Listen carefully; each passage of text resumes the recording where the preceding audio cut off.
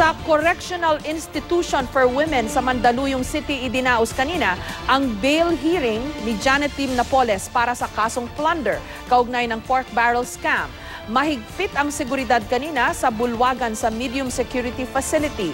Nagpasalamat naman sa correctional ang mga mahistrado pero mas mainam pa rin daw na sa Sandigan Bayan na lang ganapin ang mga susunod na pagdinig. 3 bagong witness ang iniharap ng prosecution sa pagdinig. Samantala, nakikipagbiruan pa kanina si Napoles sa media. Biro niya, abangan raw ang promotion ni Makati City RTC Judge Elmo Alameda na nagsentensya sa kanya ng reklusyon perpetua na maaari raw sa Court of Appeals. Ayon naman sa kanyang abogado, masaya raw si Napoles sa koreksyonal. At home siya dyan. Hindi, masaya si Mrs. Napoles. Lagi naman siya masaya. So sabi ko, di pa ba tayo susuko? Attorney, hindi tayo susuko.